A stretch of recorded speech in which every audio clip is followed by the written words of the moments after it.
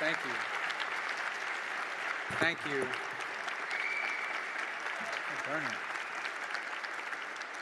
Bernie Moreno, how's the Senate? Thank you guys for having me. It's an honor. I want to thank Chris for the introduction. Did you get my office? Yeah, he just said, the one I used to have, the one in Russell? Yeah. Did you find any cash or gold bars? No. Is there media here? It's a joke. It's a joke. You know, guys know. Thank you, Chris, for that introduction, and actually very proud of the work he did with us on the Small Business Committee, and Oren and everyone here in American Compass for hosting me here tonight. A couple observations of seeing someone. We really only got to serve together for like 10 days, you know, because I got confirmed pretty quickly. And by the way, the president was I got 99 out of 100 votes because the vice president at the time has seated up and filled, and the president for some period of time expressed great concern about the fact that I had 99 votes in the Senate. He didn't know if that was a good thing or a bad thing. But I told him recently, sir, you don't have to worry about that anymore. I don't think I'd get 99 votes now. And anyways, but thank you for this chance to speak to you. And one more thing I want to tell you about. I spent you know, now that I'm in an executive branch, we oftentimes have to deal with the fact that, you know, we want to do something, and it's like, well, but there's a statute or there's a law on the books that limit our ability to do things by executive action. You know, it requires us to go through certain steps. And so I increasingly find myself saying, who the hell wrote these laws?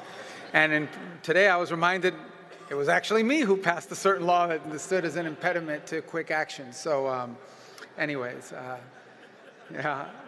I've grown in my appreciation for the executive branch more and more each day. And, but that's also, the media is going to say, oh, he's for an authoritarian form of government. No, I just, you know, some of these laws I passed are getting in the way of my current life. So we have to work through it. We will. But thank you guys for this chance and the work that you've done. And I know that obviously you're going to spend a lot of time focused on domestic decisions, but I want to hopefully pitch you a little bit tonight about what I've learned and what I already believe coming into this job, that so much about what happens domestically, economically, is increasingly intertwined in geopolitics. It always has been. I think that's one of the lessons we forgot, but I think we've been reminded of that here most recently, and a number of events have brought that to bear. The first thing I would say is I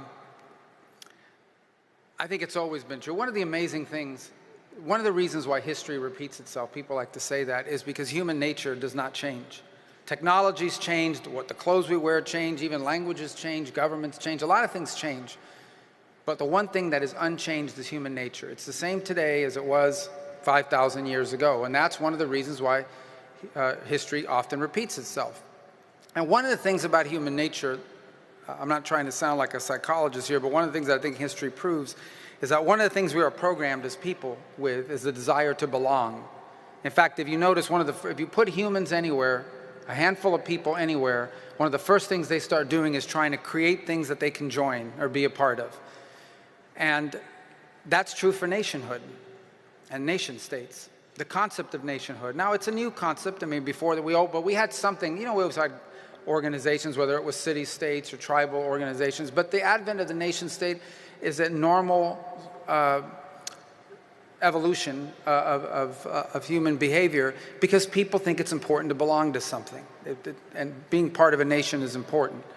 And I think that's really true, obviously, increasingly in how geopolitical decisions are made. I think that's obvious and people understand that, but it's one of the things that we forgot.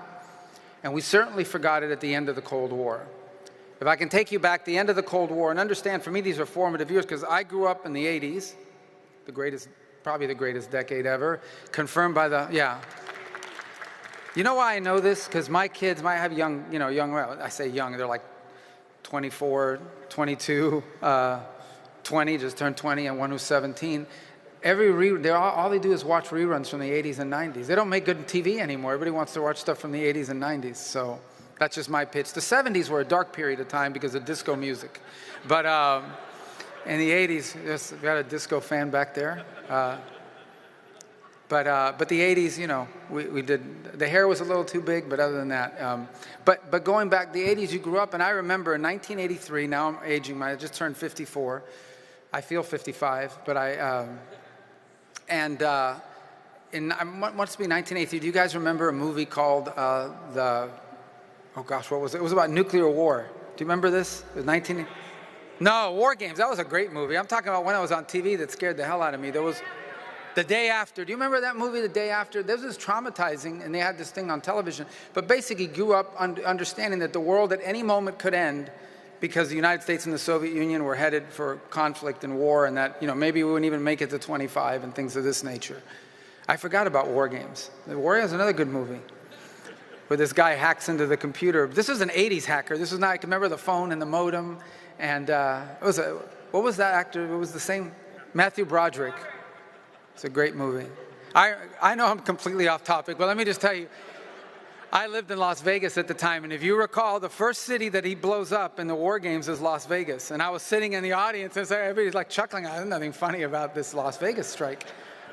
In any event, so this is where we grew up. And then in 1989 and 1990 and 91, it was my first years in college, and literally the entire world just transformed before my very eyes. Understand, you grow up your whole life and like the whole world is about the Soviet Union, and all of a sudden the Soviet Union no longer exists. My favorite memory of that is that I was actually taking a course that fall by a Soviet expert at, I think it was in Gainesville, Florida. And this poor guy's entire career came coming down over a 3-month period as the Soviet Union collapsed. It's like all these years of work, you have a PhD in Soviet studies, and now the Soviet doesn't exist anymore. So I don't know what he did after that. I need to check up on that guy. But anyways, the point is the whole world transformed. And there was this effusive exuberance, the belief that the Cold War is over, we won, and now the entire world is going to become just like us. Free enterprise democracies. That was a very idealistic thing to believe. But here's the other conclusion they made, and that is that nationhood no longer mattered when it came to economics. That right now the world would no longer have borders. It wouldn't matter where things were made. What mattered is they were made in the most efficient place. And it became mantra. And look, I think it became part of Republican orthodoxy for a very long time, an orthodoxy that I came up in, which was, it's okay if productive capacity moves to another country, because what that will do is it will free up our workers to do work that's even more productive and pays them more. It was the famous or the infamous idea that who cares that you lost your job at a factory, you're going to learn how to code, and then you're going to make a lot more money doing that. Well, it was completely unrealistic, number one, and became incredibly disruptive that decision was made. But here's the other implication of it. It robbed the nation of its industrial capacity, of its ability to make things. And its industrial capacity and its ability to make things has two ramifications. The first is it hurts your economy. It hurts your country. It robs people of jobs, and the transition is not nearly as easy, but it also ends up becoming corrosive and destructive to communities. And as a result, we had a Rust Belt. We had places that were gutted. And we had families that for generations had worked in a certain field or for a certain company, and all of a sudden that company or that field vanished because it moved somewhere else where it was cheaper to do, and those jobs were gone, and obviously became incredibly destructive, not just for the United States, by the way, but for many nations in the industrialized West. But the other thing it robbed us of is the ability to make things, which is a national security impairment, and a very significant one. If you go back to the World War II, the admiral who had been tasked with planning Pearl Harbor thought it was a really bad idea. He went through and obviously followed orders, but he thought it was a very bad idea because he had spent a substantial amount of time studying in the United States when he was younger.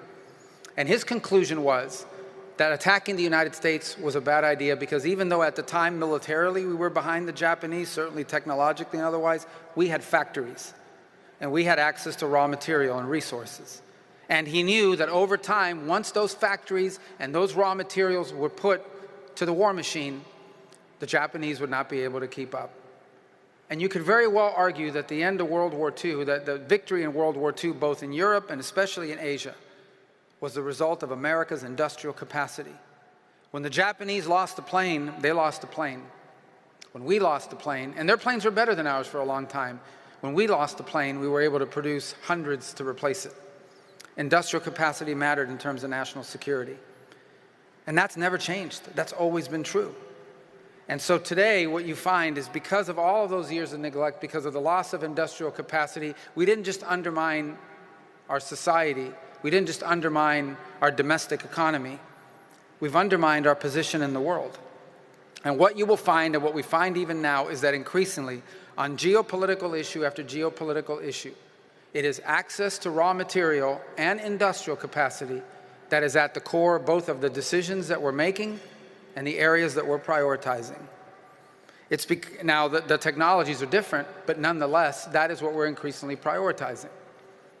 And that's become really apparent to me. I think it was even going into this job, but in the months that I've been there, on place after place, every country in the world is now pitching themselves as a source of rare earth minerals. Every country in the world, by the way, they're not that rare, so every country has access to it, but it's become a big, that alone is not enough, because you have to have access to rare earth minerals, but then you have to have the ability to process them. And you have to make them into usable material. And frankly, what the Chinese have done over the last 25 or 30 years is they've cornered the market. And this is one of the true challenges to sort of pure free enterprise view of these things. You cannot compete with a nation state who has decided they're not interested in making money. They're not interested in making money in this field. They are interested in the short term in dominating the market, being the sole source provider for the world of a certain product. Because once you establish industry dominance in any one of these fields, you can charge the world whatever you want. Now, one thing is if we said, well, this happened because they're just better than us. But that's not why it happened. It happened because we literally gave it away.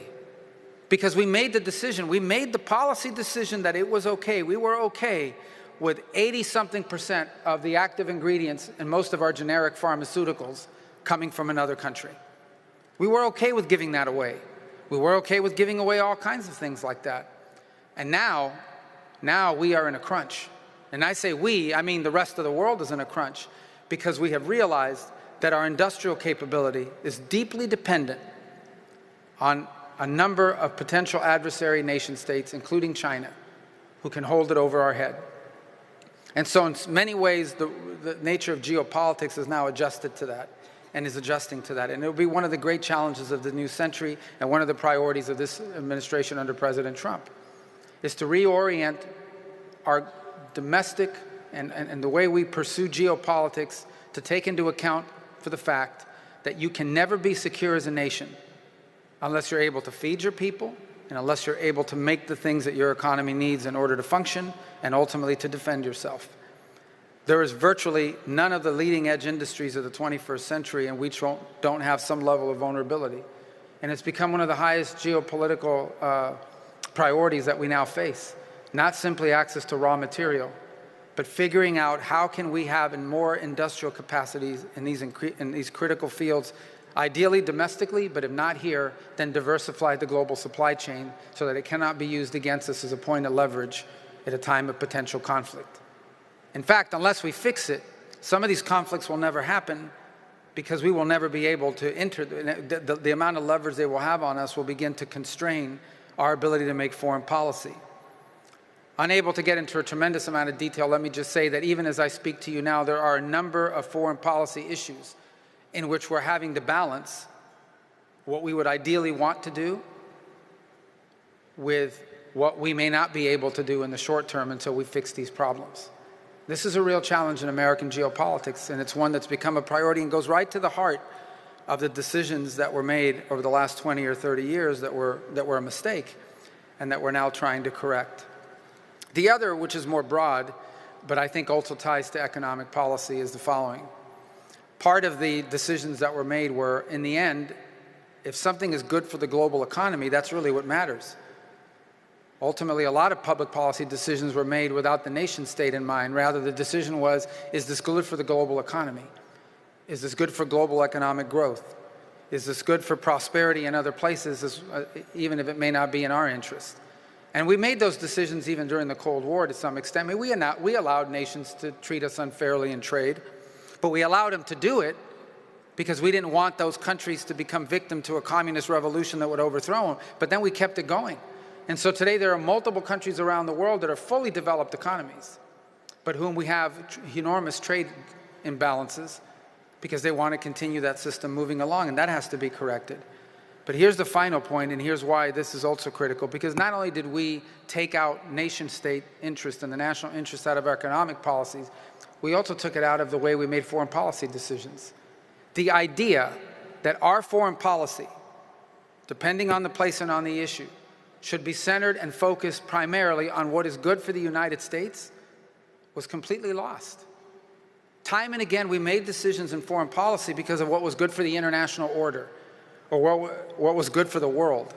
And I'm not saying those things are irrelevant, but the number one priority of our foreign policy of the United States, the number one foreign policy priority of the United States needs to be the United States and what's in the best interest of the United States. That's not isolationism, that's common sense. On the contrary, in order to do that, we have to engage in the world. But we need to engage in the world in a way that prioritizes our national interest above all else. And the reason why we do that goes back to my point at the outset of this with human nature. And that is that that's what other countries do all the time. Virtually every single nation state we interact with prioritizes their national interest in their interactions with us. And we need to begin to do that again, and we're beginning to do that again, prioritizing the national interest of the United States above everything else in making these foreign policy decisions. And I'll close by saying that's where foreign policy works best. As I've said to multiple foreign leaders, including some with whom we haven't had engagements with for many years, I said the way foreign policy works best is when our national interests are aligned. When they're aligned, that's where we have incredible opportunity for partnership together. And when they're not aligned, that's where I expect them to pursue their national interests and us to pursue ours, and to do so peacefully if possible, and that's the work of diplomacy. And so I think the work you have done to reorient our thinking towards the national interests, both in our domestic economic policies as well as in our foreign policies, is critical work for 21st century conservatism. And I thank you for all the work you've provided. You've done great work. When no one else was talking about these things, when no one else was providing the material that allowed us to build public policy and challenge thinking, you were doing it. And I encourage you to continue to do it, because this is going to be the work of a generation. There's still much work to be done. We are in the midst of an important and long overdue realignment in our thinking in American politics. And it takes organizations like American Compass to drive the innovation and the thinking.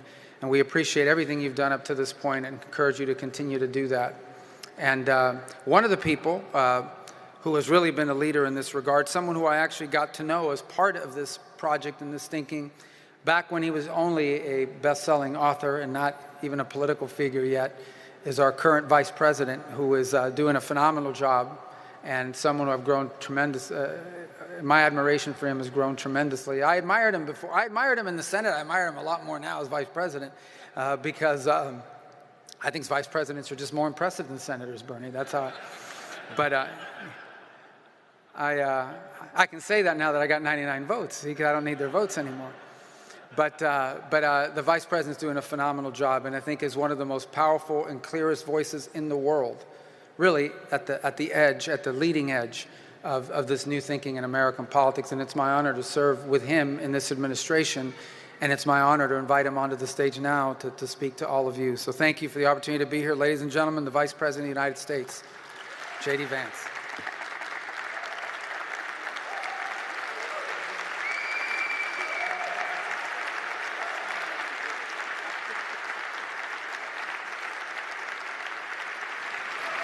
Thank you. Thanks. Thank you, guys. Thank you. Sit here. Yeah. Great. Great to see you all. I think the last time I was in here was the night before the inauguration. We had a dinner in here, and it was so tightly packed that you actually couldn't get up to go to the bathroom or request an additional glass of water. That's how tightly packed we were in here. And you guys are doing pretty good, actually. Maybe not that tight, but comfortable. But you're doing good. Tastefully packed. That's well, the happy medium. Before you say whatever introductory thing you were going to say, I'm sure Orrin has a spiel. Orrin always has a spiel, but I just want to say thanks to Secretary Rubio for the very kind words of introduction. So, Marco, I was very fond of him as a Senate colleague, but you learn a lot about somebody when you see them actually operate behind the scenes. And Marco is, if anything, more impressive privately than he is publicly, which is very hard to do, but he's very thoughtful. He actually listens, which is a rare skill in politics. We're very good at talking. Us politicians, we're not so good often at listening. He's just a very, very important part of what the president and I are trying to do, and so thrilled to have him here. And as you know, I think one of the first times I ever met, maybe the first time I ever met Marco was in a conference room in his Senate office with Mike Needham and Orrin Cass talking about some of the very things we're talking about here tonight and some of the very things American Compass is focusing on. So it's kind of amazing to see it come full circle to where we are today. Well, that's a perfect segue into my spiel, so Great. Thank you. I had a few different spiels we could start with, but this is a good one. We are thrilled to have you here. I am thrilled to have this opportunity to talk with you, and so grateful that the work you're doing, and in a sense so in awe of it, because there are politicians out there who are, they've just been politicians, but you are someone who was an intellectual first. Some people don't like the word intellectual, but I mean it in the good sense of the term. You were writing for National Review. You were at the bar late at night arguing about and helping shape these ideas that you are now. I come here for free and you insult me and you call me an intellectual. Remind me that I wrote for National Review. What an asshole this guy is. That's fair. I will admit that I too wrote for National Review. But as I said in my introductory remarks earlier, I have no higher compliment than this guy likes to argue. So that is, it's a wonderful thing, and I think it really distinguishes you as someone who not just cares about and believes in these ideas, but has formed them. Sure. And so, you know, I wanted to ask you a little bit about some of the substance of what's going on in a few of these topics, but also ask a little bit about sort of how your thinking has gotten here and how being in the role you're in now affects that, and what people who are not in that role need to understand to do it well. And so let's start here on the substance, though, because, you know, obviously trade is in the news from time to time. Trade is, and I think you've articulated this well, trade is one element of what is a much broader project. Sure. About reshoring, reindustrialization. I want to ask you, how do you define that project? What is the broader goal that the trade agenda is part of, and where do you see it ultimately going if it's going to be successful? Yeah, so first of all, congrats. I see here on the screen, this is the 5-year anniversary of American Compass. You guys have accomplished a lot in 5 years, and I'm going to echo what Secretary Rubio said. Keep doing it, because it really has influenced my thinking. It's influenced the thinking of multiple people within the administration. And if I were to try to summarize the project, I mean, I think there are a few different things going on, but maybe one thing that really worries me is you have, I think, in many ways, stagnating living standards for normal Americans, for the median worker, for people who just want to start a family, work in a decent job, earn a living salary, and have dignified work. I think you've seen so many pieces of evidence of stagnation in the lives of the normal people that we serve, right? The people who actually go to work, who keep the country running. And there are different ways to sort of measure this, but I think my favorite way of measuring it actually is probably you see stagnating productivity in this country for about 50 years, okay? And I think there are a whole host of reasons why you see that. I think, number one, we've offshored a whole host of industries, and so you see less innovation in a lot of the critical manufacturing sectors that actually drive the American economy. I think part of it is we've really underinvested in technology, especially in, the heavily regulated spaces. I think part of that is we've really harmed energy production in our own country. That's a critical part of, the heavily regulated space is actually doing well because the cost inputs of these industries are so heavily dependent on the price of energy. So there are all these different policy spins that I could put on it, but I just want normal people who work hard and play by the rules to have a good life. And I think that was very, very possible in the United States of America that I was growing up in, but you started to see some signs that it was fraying. And I think it got a lot worse over the course of the 90s and 2000s. And that has got to change. And I think that's fundamentally why Donald Trump is the president of the United States, is because he was the first mainstream American politician to come along and say, this isn't working. These trade deals are not working for the normal people who power our economy. Our policies have not been productive either in the economic, national security, or diplomatic space. So it's complicated. The answer to your question is complicated. Summarizing it is necessarily very hard. But I think the best way to summarize it is we just want normal people to have a good life. That seems reasonable. Thank you. There you have it, folks. I think that's obviously exactly right. I think it's remarkable that is or has been a heterodox view to some extent, that it's something that has had to be said. Especially after your book came out, as you had a chance to talk with a lot of folks in a lot of different contexts, then as you moved into running as a politician yourself, you had a chance to speak both with the normal people for whom this was not working, yeah, and for a lot of people who either thought it was working or didn't care. Sure. My own sense is there's actually more thought it was working than didn't care. That for the most part, they're not bad people so much as oblivious. But I'm curious what your experience has been engaging with those folks. But how would you describe, what do they look out at America and see, and what is helpful in communicating to them why this is a problem and why they need to care? Yeah, so let me give you kind of an elite answer to that question, and let me give you just a sort of normal political answer to the question. So the elite answer to the question, I remember, Warren, talking to you about starting American Compass 5 years ago.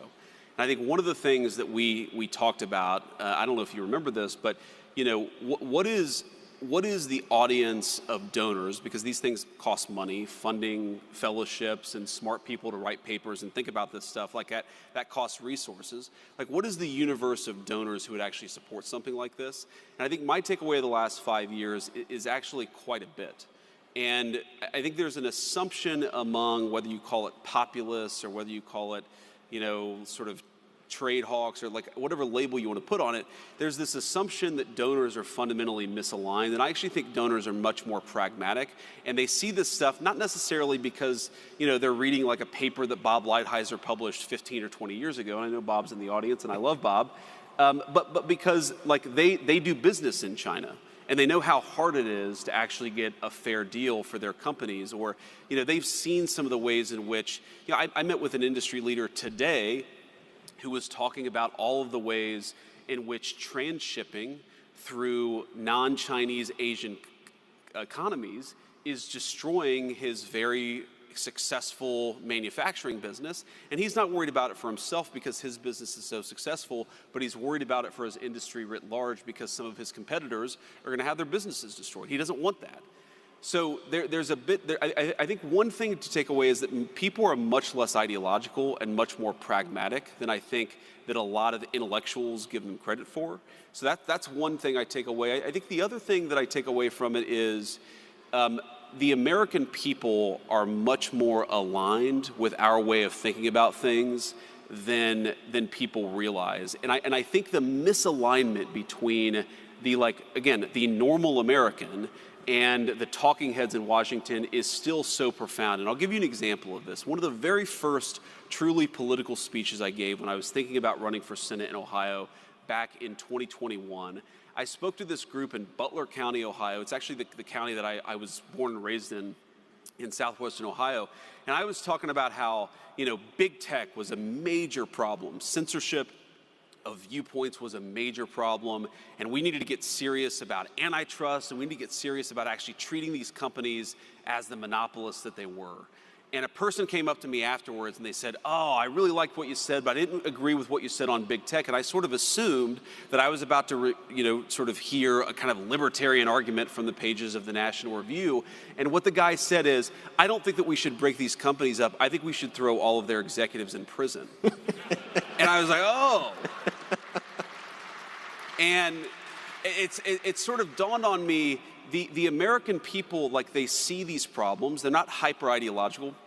They're not reading like conservative intellectual periodicals because they have day jobs and families to take care of, but they're much, much wiser about these things than intellectuals give them credit for. And I take a lot of inspiration for that, but I also take a lot of willingness to kind of test the outer limits, because most of our fellow Americans, they're not nearly as dumb as Washington, D.C. assumes that they are. they're actually very smart and they're very wise. Yeah. It's funny. I was speaking to the American Iron and Steel Institute this morning about the idea that making things matters. And I was sharing a similar story because we've done survey research on, okay, do you think manufacturing matters or not? Yeah. Overwhelmingly, people say yes. Yes. Sure. But we actually asked them why. We gave them a bunch of options. Is this about, family and community and good jobs? Is this about national security? Is this about sort of dynamism and investment and economic growth? I sort of figured it would be like, it's about jobs, maybe security. And Americans actually picked dynamism and growth as, by a significant margin. That was their top reason they cared. And that was across political groups. That was across classes, less educated, more educated, high income, low income. And exactly to your point, I think it's just something we don't give people enough credit for. I mean, not only are they quite wise in this respect, they are so much wiser than the economists who got this exactly wrong for so long. I was struck by the speech that you gave at the American Dynamism Conference, which I think touched on a lot of this, because you focused on what is on one hand a real challenge in the new conservative coalition, where on one hand you have the working class, you have labor, on the other hand you have technologists, folks who are very focused on innovation. And I think you made what is such a critical point, which is that these are not necessarily in conflict. Ultimately, success is defined by the extent to which we synthesize these things. Yes. I think conceptually, in my mind, that's absolutely right. In practice, that can still be hard. I think there are a lot of places where you still see these collisions. Where do you see the biggest opportunity to actually bring these folks together, to actually build on that idea and show that, no, in fact, you do have the same interests. There is a real opportunity to move forward here.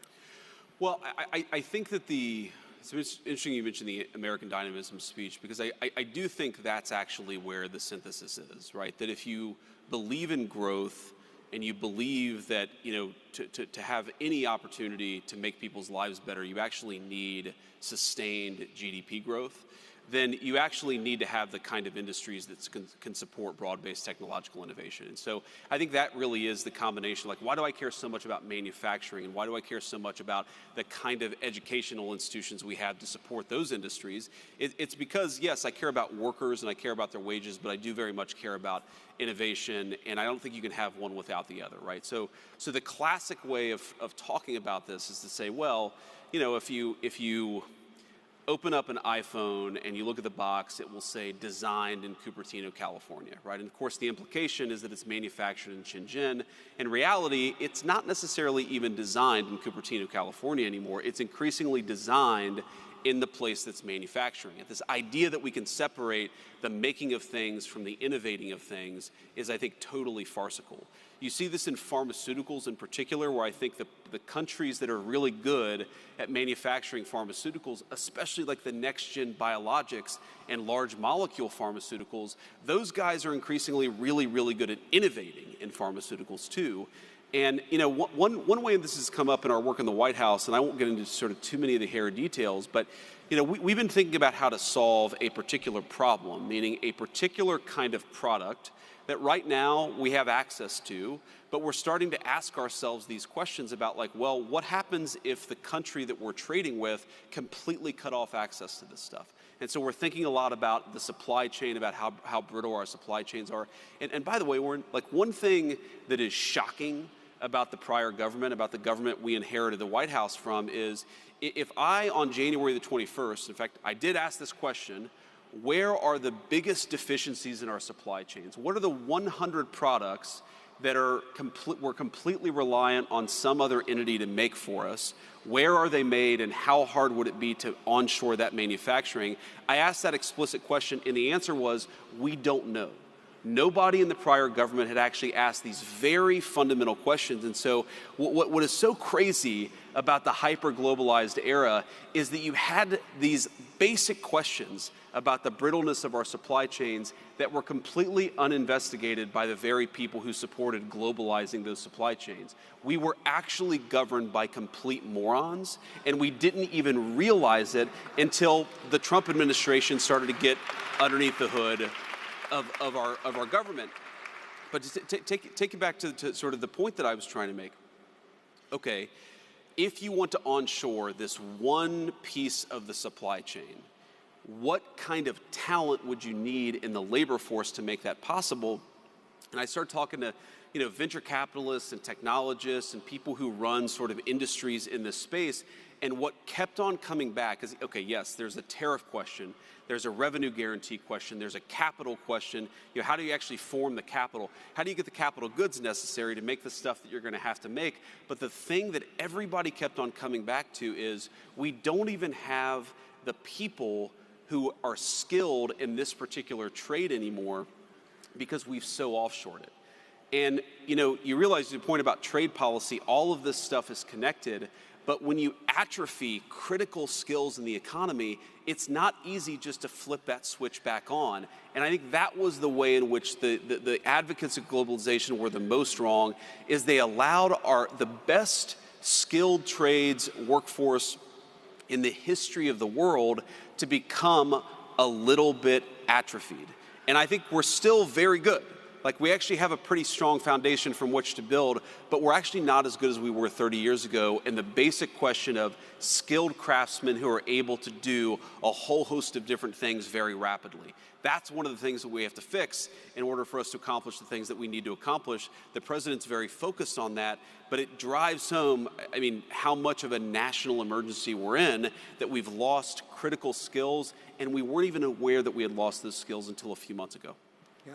And of course, the part that drives me nuts about it is the same people who said it does not matter where things get made. Yes. It does not matter if all this goes overseas. Now it's overseas, you say, like, well, why can't we bring it back? And they say, oh, well, because we lost all the expertise. The expertise is super important. And yeah. You want to, right. Somewhere you wonder, like, do they even, like, are they trying to lose? It's rough. I think it's very hard for them to realize that the sum of their work, and a lot of these people are good people, a lot of them are well-intentioned. It's very hard, and I saw this in the United States Senate, to look back on a 30, 40, or 50-year career and say, the very thing that I tried to do, I accomplished the opposite, right? It takes a special person to be able to actually change and pivot and accept new information. And unfortunately, we just don't have a lot of those people in the leadership class of the country. The way in which this is most absurd is the people who are most pro-globalization, the people who are most indifferent to whether a given part of the supply chain existed here or China or Russia or somewhere else, those are very often the same people who want us to fight wars all over the world with munitions that are increasingly made by the very people that we offshored our supply chains to. And the fact that, I saw this in the Senate, the fact that you would have people say, we should send an unlimited number of munitions to this conflict, even though we don't make those munitions in the United States of America anymore, the complete on foreign policy and economic policy made me realize again that we're governed by people who aren't up to the job.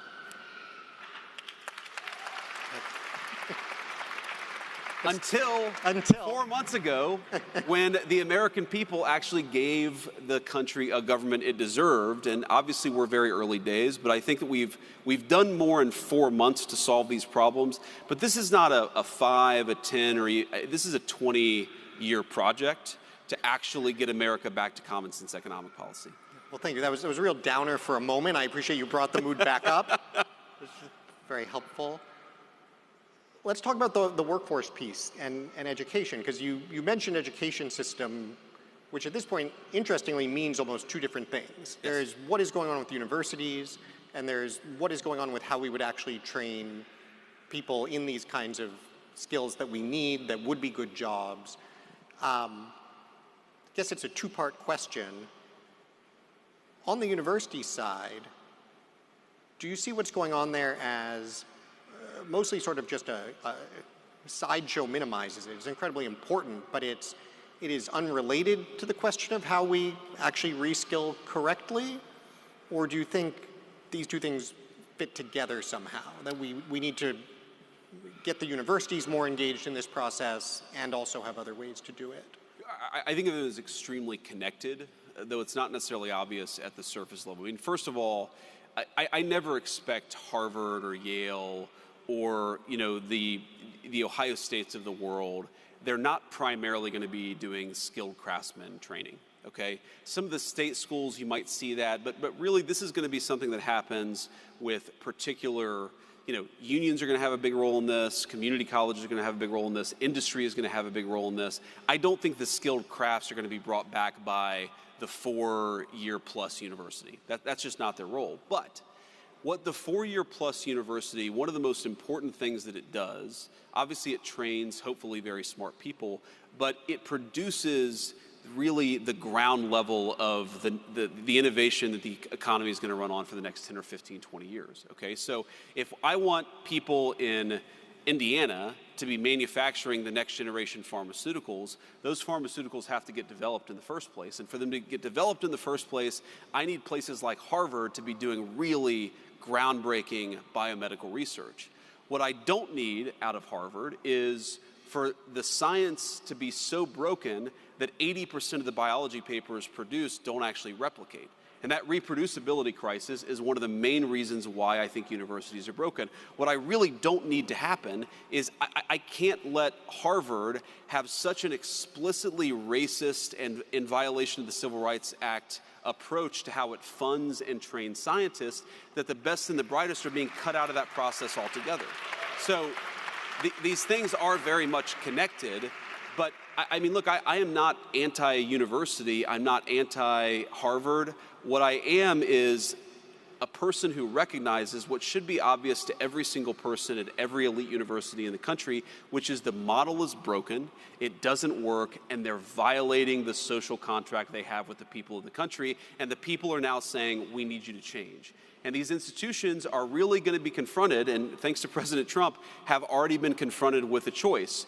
You can accept democratic accountability and you can reform, or you can accept that the government is not going to treat you kindly, we're not going to fund your garbage, and we're not going to support you unless you do the job the American people need you to do.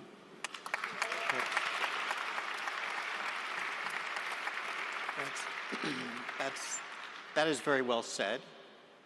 I found myself at one of these universities speaking to a faculty board the day after the $9 billion Harvard announcement. Did you tell them you knew me? It may have come up. It may have come up. I'm surprised you survived. The thing about the faculty board in Ivy League universities, it's not the most imposing environment in many respects. They're not known for their toughness. No, that is true.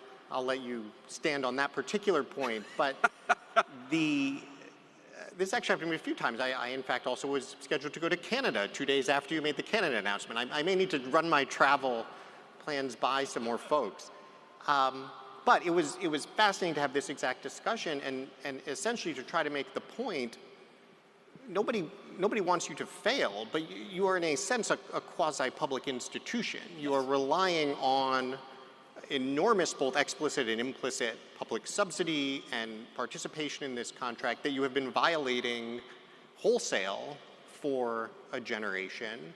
And so our preference would be that you guys decide to reform, but if you don't, this is the alternative. What do you think, what does reform look like? You described some of the things that are particularly problems. I guess to some extent the reform is just stop doing that.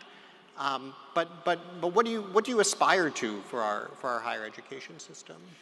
I'd say a few things. I mean, one most obviously is, why don't you just follow the civil rights laws of the country? Like, that's a very easy thing to do, and that nearly every elite university in the country is explicitly not doing. Okay, so that's one thing that they might consider doing. I think the second thing is they've got to be willing. And I have a friend of mine who's a geneticist, very bright, very bright young scientist. We have got to have a scientific community that is more open to unacceptable inquiry and that actually encourages bright young minds to go wherever the truth leads them. And I think that's where the universities have become almost quasi-theocratic or quasi-totalitarian societies. I mean, the way that I think about this is, I don't know what the voting the voting in the 2024 election of Harvard University's faculty was. Okay, my guess is that at least 90% and probably 95% of them voted for Kamala Harris, right? Very brilliant Kamala Harris, of course. But, you know, if you ask yourself a foreign election, a foreign country's election, and you say 80% of the people voted for one candidate, you would say, oh, that's kind of weird, right? That's like not a super healthy democracy. If you said, oh, 95% of people voted for one party's candidate, you would say that's North Korea, right? That's totalitarian. That is impossible in a true place of free exchange for that to happen. And so I think the ideological diversity of these universities has to get much better. And I think that if that got better, if you actually had a place where people were open to debating these things and weren't terrified they were going to lose their job for saying something that was a little bit outside the Overton window, then I think the science would get better, the reproducibility would get better, the quality of the institution would be so much better. And that's what I want, because we need high quality universities. Right now, the problem is we don't have them. Absolutely. I think we have time for one more question. Great. This is usually an awful cliched question, but in this case it's extremely relevant. As I think you know, one of American Compass's key activities, we have what we call our membership group. It's now more than 250 young policy professionals. Dozens of them are in the administration. They're senior staff on Capitol Hill. They're in think tanks. They are why I am so optimistic about the future and Sure. what I think is most important about our organization. And so it is not at all a cliche to ask, what is the advice you would give to younger people, admittedly not that much younger, who are deeply engaged in bringing about this kind of change? What do you need? What should they be doing more of? What are the things that maybe no one's doing because it's just not as much fun, but it's incredibly important? What are the things that never occurred to you needed to be done until you got to where you are now that you would like to assign to them all before you leave? So I've reached this stage of my career, I guess, where I'm now the old guy. You are the old to guy. Offer advice to all of you. Again, you started out by calling me an intellectual, and your final question is effectively, hey, old man, give advice to all of these young people here. But let me say a couple of things. So first of all, I think that you guys should go forth with a lot of confidence, because the conversations that are happening in this room and amongst all of you are far more interesting and far more influential in the policy conversation than almost anything else that's happening in Washington, D.C. There was a time in my life when I was incredibly, I didn't like to talk about trade policy because I didn't have a PhD in economics. Well, it turns out that a lot of the people who had PhDs in economics were flagrantly wrong, and they were given... Would you like to be the chief economist at American Compass? I already have a job, man. We can do an honorary one. It turns out the title... Ask Marco Rubio. He's got like 5 jobs. Maybe he'll take on a 6th. But I think that there is still, among especially well-educated DC conservative types, there is still this sort of apprehensiveness about, well, I don't have this credential, so should I not opine on this topic? And I think that in reality, you've got to realize that the people who grant these credentials have been gatekeepers, and their ideas and their entire work in Washington has served to make the people that they should be serving poorer and less happy, has reduced their life expectancy, and has made the national security of the country weaker. Ignore those people. They don't matter, and you have to beat them and not worry so much about what they think. That's one piece of advice. I mean, this is, to me, the fundamental thing about our country. Right? There's so much good in it. There's so much brilliance in it. We still have the best science and technology in the world. There's so much that I'm optimistic about. The thing that really worries the hell out of me is that you have people in Washington who have been calling the shots for 40 years, and the life expectancy of their country has dropped. And if that doesn't cause you to look in the mirror and say, maybe I should be doing something different, then there's something fundamentally wrong with you. And so I've given up hope that we can persuade most of the think tank intellectuals of Washington, D.C. to change. We can't change them. What we can do is replace them with all of you, and that's exactly what we aim to do. That's number one. The second piece of advice that I'd give is, look where we are, right? This is a beautiful, beautiful place. Again, the last time that I was here, I was about to be inaugurated as the 50th Vice President of the United States, like literally the next day. Like, this is a very cool place to get to spend an evening. I'm sure the food is great. I'm sure the company is even better. But try to remember that all of this, you know, the job that I have, the white papers that you write, the work that you do, it is all in the service of making normal people have a better life. And so try to find opportunities to actually get out there and see the effects of what you're doing has on the American population. Try to get out there and get to know your fellow Americans. Try to not be, the problem with the generation of DC intellectual that was so broken is they were so cloistered, they had no idea that they were about to get hit by a freight train. Don't ever be those people. Learn the lessons. I think one of the lessons you have to learn is be more open and be more willing to sort of test the Overton window. Another lesson is that you've got to have conversations with everybody and not like try to cloister yourself off from everything that's happening intellectually in this town. But I think the most important lesson is to get out there and know the country that you serve. And every single one of you in some form or another are serving this country that all of us love so much. I think that if you actually get out there, it will give you an incredible optimism and hope for the country, but it will also, most importantly, give you an incredible sense of duty. You all are lucky to be here. You're lucky to have the influence on this country that you do. So get out there and do your duty with optimism and hope and a recognition that you're lucky to get to have the life that you do. Use that life to serve the people that all of us love so much. Thank you, guys. Thank you, sir. Yeah. Please join me in thanking J.D. Vance. Thank you all. For everything you're doing. Thank you all. Good to see you.